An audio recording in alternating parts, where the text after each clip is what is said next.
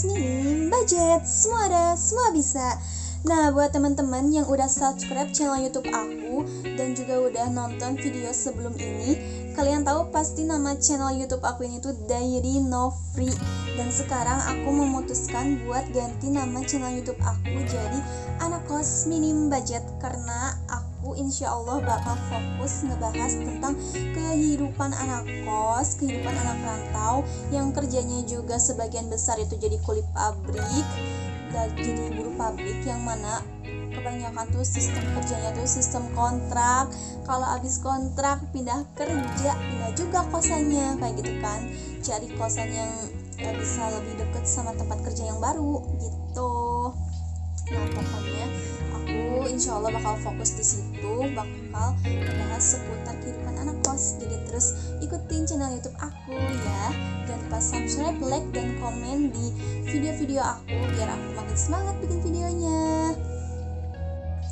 Nah, di sini siapa yang ngekos merantau kerja di pabrik gajinya UMR? Kita tos dulu karena kita sama. Nah, aku juga sama kayak Atete di rumah, gajinya UMR, kerjanya di pabrik, ngekos juga ngerantau. Gini, aku mau tanya sama Atete ya, apa sih alasan Atete tuh buat nekat memberanikan diri pergi ngerantau, ninggalin rumah, kampung halaman, orang tua, adik, kakak? Biar apa sih? Biar bisa ngangkat derajat kedua orang tua kan? Salah satu alasannya itu. Sama gitu kayak aku, pengen banget ngebahagiain orang tua, walaupun sampai sekarang masih belum bisa, masih pas-pasan gitu. Tapi aku yakin mudah-mudahan insya Allah pasti suatu saat nanti aku bisa ngangkat derajat kedua orang tua. Yang terpenting sekarang itu aku nggak ingin nyusahin setelah biaya sekolah yang begitu banyak, terus dalam jangka waktu yang panjang. Sekarang aku pengen hidup mandiri. Aku udah ngerantau sejak 2016. Nah, mungkin salah satu alasan Teteh ngerantau itu pasti buat orang tua kan, buat keluarga, buat nyenengin mereka. Aku doain mudah-mudahan Teteh semua yang nonton video ini jadi orang sukses, bisa memenuhi apa yang menjadi cita-cita Teteh di rumah. Mudah-mudahan buat Teteh yang ngerantau bisa sukses di perantauannya, dan buat bangga buat orang tua Teteh tuh nangis bahagia karena perjuangan Teteh. Semangat buat kita semua anak rantau, anak kos, kulit pabrik. Kita tuh pokoknya the best banget, hebat banget. Semua orang tuh the best banget dengan passionnya masing-masing. Nah, di sini kayak di judulnya aku bakalan share sama Teteh tuh gimana caranya buat saving budget buat anak kosan yang pendapatannya tuh UMR. Dimana kita harus bisa nabung, kita harus bisa memenuhi kebutuhan hidup kita, dan kita juga bisa harus kirim uang ke orang rumah buat kebutuhan hidup mereka. Gimana tuh caranya? Apalagi di kota-kota besar yang mana biaya hidupnya mahal, gaya hidupnya tinggi.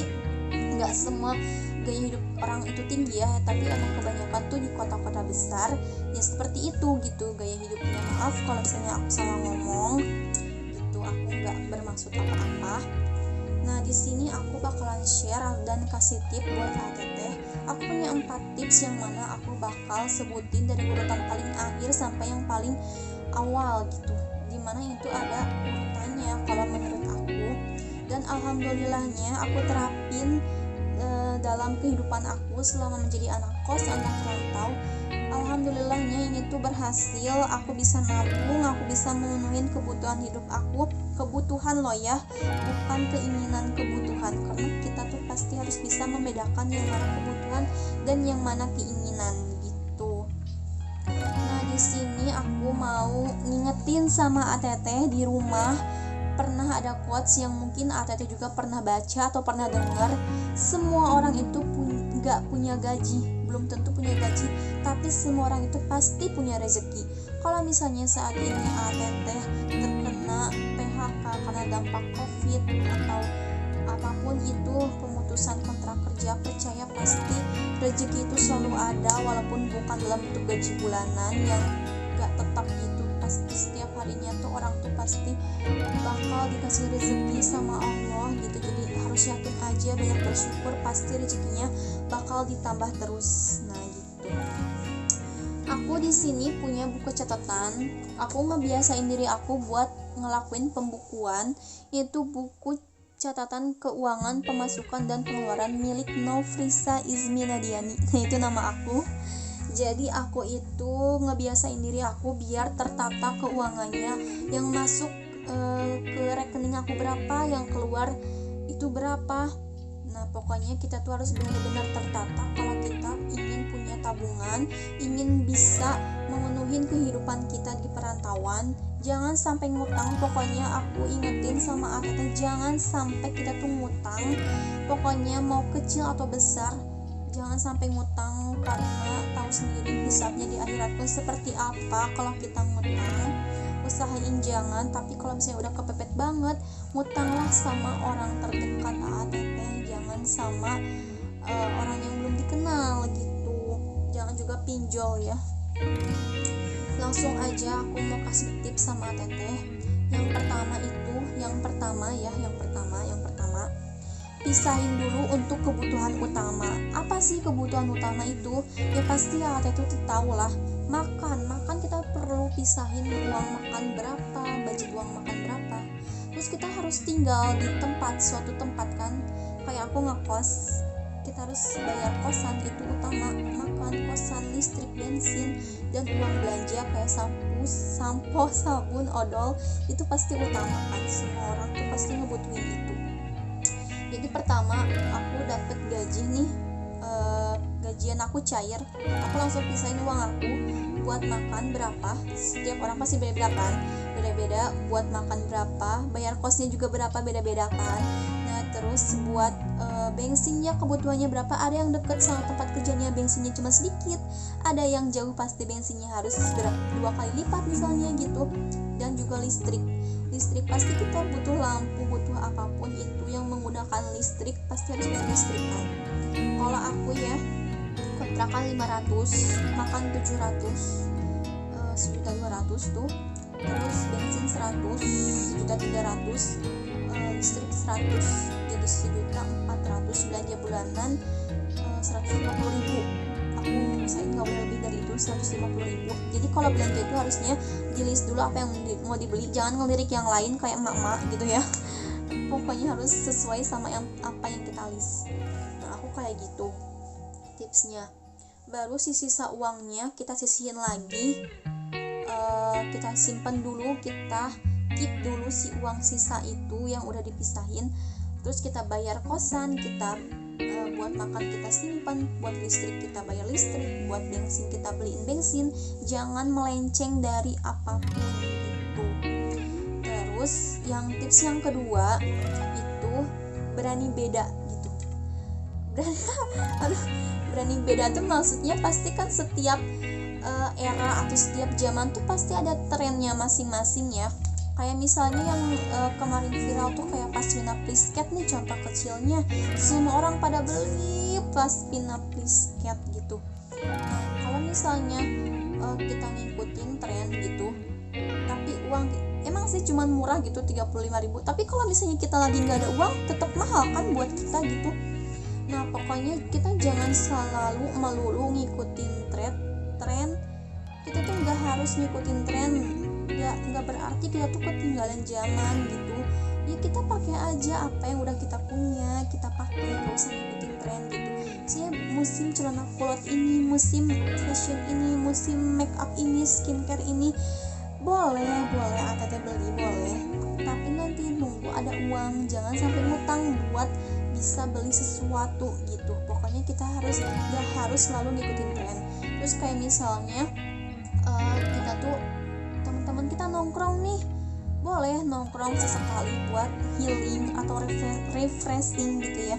Tapi jangan terus-terusan setiap hari tuh mesti nongkrong. Karena apa? Itu tuh kayak bakal menghambur uang gitu, yang mana bisa Atete simpan uangnya tapi malah digunain buat beli kopi, buat beli teh, cuman untuk sekedar duduk-duduk santai, ngobrol-ngobrol gitu. Lebih baik kalau misalnya punya waktu luang, telepon mama papa di rumah, gimana kabarnya mama papa gitu, tanyain gimana kabar orang tua kita gitu. Nah terus jangan merasa nggak enakan gitu. apa oh iya iya saya ikut deh. Kalau jangan merasa nggak enakan, karena kalau kita lagi susah, kita nggak punya uang, yang ngajak tadi bakal nolongin nggak, belum tentu kan. Nah pokoknya kita tuh harus berani, jangan nggak enakan gitu sama orang. Diajak ke sini, aduh nggak enak nanti kalau misalnya aku jangan kayak gitu. Pokoknya buang jauh-jauh mindset seperti itu. Terus yang ketiga itu tipsnya menahan diri dari semua keinginan. Pasti semua orang tuh punya keinginan masing-masing kan. Kalau aku nih ya, aku punya keinginan di awal bulan, di awal gajian aku ngelis baju yang ingin aku beli, sepatu, tas, skincare, makeup aku list. Tapi apa? Aku simpen dulu nih di keranjang Shopee, aku simpen dulu. Nanti check outnya di akhir bulan, H-3 atau H-2 gajian atau H-1 gajian. Karena apa? Aku orangnya mastiin dulu dari awal gajian pertama sampai nanti akhir bulan, ada nggak nih hal-hal tak terduga atau hal-hal mendesak yang bakal ngeluarin uang banyak gitu. Jadi aku tuh harus mastiin dulu selama 1 bulan itu tuh semua kebutuhan aku tuh terpenuhi gitu, baru aku bisa mengeluarkan uang buat keinginan aku. Kalau misalnya udah di H-1 misalnya, besoknya mau gajian, oh ternyata selama sebulan ke belakang ini aku tuh nggak mengeluarkan uang untuk hal-hal mendesak, hal-hal tak terduga, dan aku masih punya uang nih. Nah jadi aku bisa membelanjakan uang untuk barang yang aku inginkan gitu, kayak gitu. Nah jadi belanjanya tuh nanti dikit dulu, ditahan, menahan diri gitu sampai akhir bulan. Terus tips yang keempat, ini tuh yang paling utama, yang paling banget ngaruh gitu dalam kehidupan aku selama ngerantau, selama bekerja di pabrik. Gaji UMR tuh aku nggak mau mungkiri itu nggak cukup buat kehidupan di kota-kota besar. Tapi dengan ini tuh ada aja rezeki yang masuk ke diri aku gitu, ke dalam kehidupan aku, yaitu orang tua, sholat, sedekah. Sholat itu emang udah wajib kan buat umat muslim gitu. Pokoknya sholat tepat waktu tuh bener-bener manjur banget. Azan sholat itu rezekinya kayak di otak kita tuh kayak duren. Tidak tahu kenapa ada aja gitu jalannya, ada tiba-tiba ada yang ngasih gitu. Itu contoh kecilnya ya. Sedekah, apalagi sedekah dalam waktu kepepet banget, kita nggak punya uang sama sekali, kita lihat ada yang lebih butuh daripada kita kasih, itu berkali-kali lipat. Banyak banget testimoni orang-orang tentang sedekah. Ustadz juga pasti udah banyak nge-share tentang sedekah itu. Jadi uang yang masuk ke kita tuh bukan dari gaji aja, tapi dari sedekah kita, dari sholat kita. Dan yang paling utama juga tuh orang tua. Kita tuh harus memuliakan orang tua. Kita tuh harus pokoknya kasih orang tua kita tuh yang terbaik gitu. Walaupun kita cuma punya seadanya, pokoknya orang tua tuh gak minta apa-apa dari kita. Kita kasih martabak aja udah seneng banget. Pokoknya dimana kita kasih sesuatu walaupun itu receh, itu martabak sebungkus doang, kalau orang tua kita bahagia, seneng, kalian siap-siap derajatnya dinaikin sama Allah Subhanahu wa Ta'ala. Karena durasinya gak udah terlalu panjang, pokoknya sekian dulu tips dari aku, mudah-mudahan bermanfaat buat ATT. Pokoknya jangan lupa like, comment, dan subscribe channel YouTube aku biar aku tambah semangat buat kasih tips apapun itu. Jangan lupa share ke teman-teman juga ya. Assalamualaikum.